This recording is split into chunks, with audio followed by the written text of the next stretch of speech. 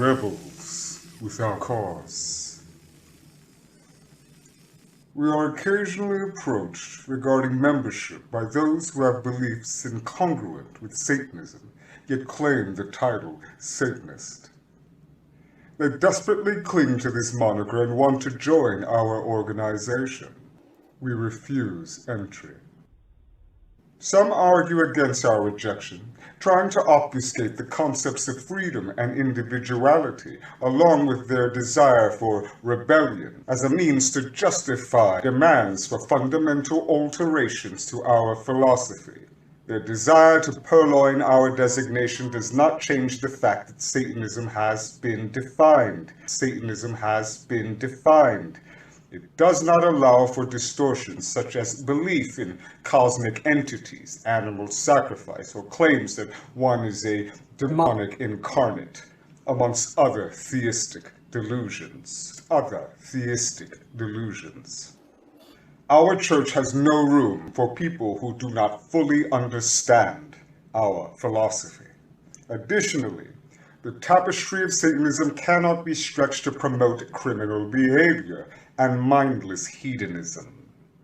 These ideas are at odds with the logical and life-celebrating demeanor of the skeptical Epicurean atheism that is our axiomatic philosophy. The selection by these postulants of disjointed phrases taken out of context does not pass for an understanding of Satanism, nor the accurate advocacy thereof. Some of these Satan fans propose that Satanists should rebel against Satanism, or its organizational exemplar, the Church of Satan, to prove their individuality, and thus be considered more satanic. They misperceive our championing of freedom and individualism to mean support of a disregard for personal responsibility. They are wrong. Responsibility to the responsible is one of our mottos. Some newcomers to our philosophy do not grasp its axioms and tear at Satanism as if it were some kind of straitjacket. Others hope to wield it as an anything goes card, rather than the key to accountable liberty, that it is. They observe our lists of sins and rules, and don't grasp that such terms are used with tongue firmly planted in cheek, while simultaneously missing the point that there is an ethical structure to our philosophy, our third side, which is so elusive to those limited to dualist thinking. These lists are guidelines and tools based on keen observation of human social behavior, not arbitrary regulations or shout-nots handed down from on high or belched forth from down below. Each Satanist is welcome to take them out for a test drive and see how they work. Most of us find them to be both accurate and useful.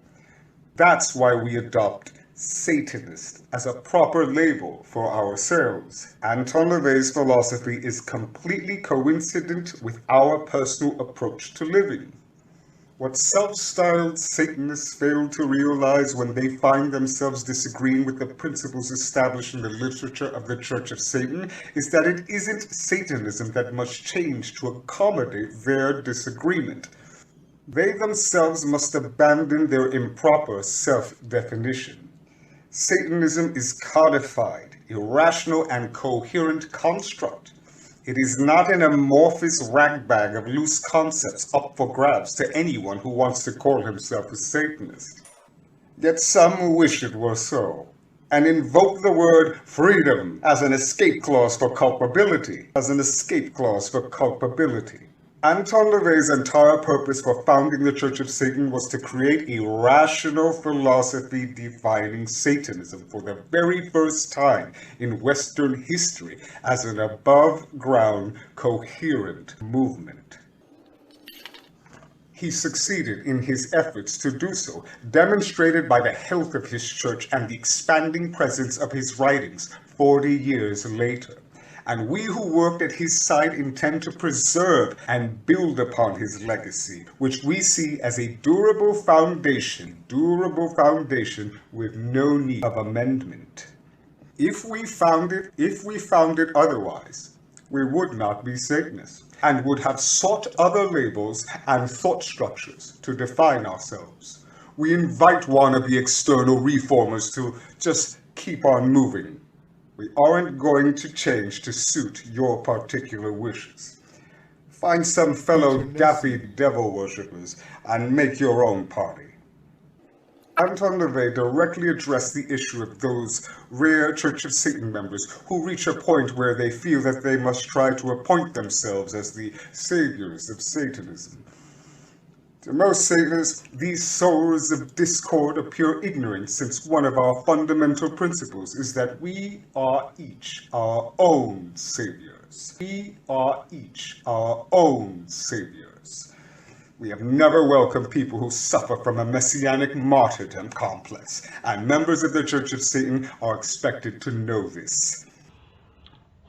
From his essay, The World's Most Powerful Religion, Satanism is the only religion which serves to encourage and enhance one's individual preferences, so long as there is admission of those needs. Thus, one's personal and indelible religion, the picture, is integrated into a perfect frame.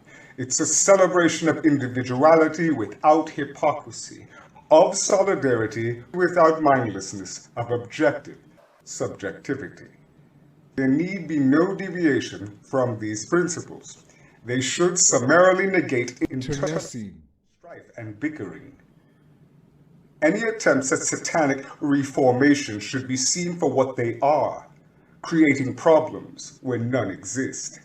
There should be no place in any religion for reformers whose very religion is the fetish of reformation. There is even a place and title for compulsive dissidents, and if they can wear the mantle, they are welcome. They are welcome. They would delude themselves to be revolutionaries. In our camp, they are called house masochists. They vividly describe the antics of these types as shitting on the carpet and throwing themselves out the window. That sort of performance leaves the reluctant audience to clean up the excreta and puts the perpetrator outside the cabal he had formerly treated with respect. The good doctor said that he was not inclined to open the door, allowing such desperate emancipators back inside when they can't be trusted to refrain from an encore. He saw this happen again and again, and would shake his head at such infantile conduct. Inevitably, we've been witness to a number of shows by newer additions to the house masochist players since our founder's demise. In past years, our members were isolated from one another, and being a lone iconoclast making your way amongst the dull rabble was a powerful means of self-definition for a Satanist. Today, with so many lives played out publicly online in blogs and via those vilely egalitarian personal networking sites, the solitary outsider has a greater opportunity to encounter more of his kind, as well as the posers. In the Church of Satan, one quickly finds that the orthodoxy is being unorthodox. A robust member of our Association of the Alienated will be delighted to discover fellow tribe members. However, some who have weaker egos might feel stifled, that their uniqueness is compromised when they aren't the primary nonconformist in the bunch, but must take their place amongst comparably outrageous oddballs. Or they might discover that their personal aesthetic choices aren't equally embraced by all of their diabolical compadres.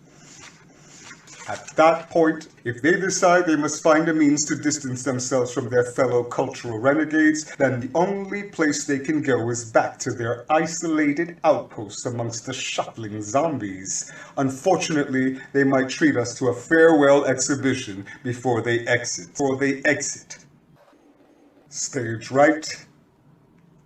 These agitators may have issues caused by self-aggrandizing tunnel vision. missing the big picture that our organization supports many unusual individuals and their singular preferences. Instead of rationally discussing personal dissatisfactions, the house masochist acts out in a manner disrespectful to the company he supposedly holds in regard.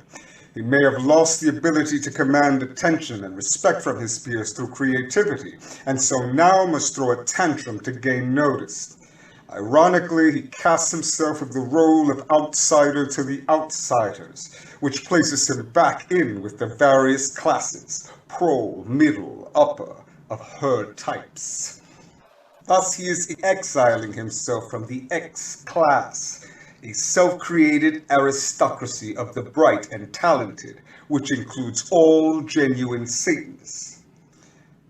So, following the practice of our founder, these self-proclaimed turds in the punch bowl are welcome to flush themselves, unless they are content to receive the scorn and derision their masochistic behavior has merited. Scorn and derision their masochistic behavior has merited. Some seem surprised that they've asked for it. There's nothing more pathetic or less satanic than a masochist lacking self-awareness.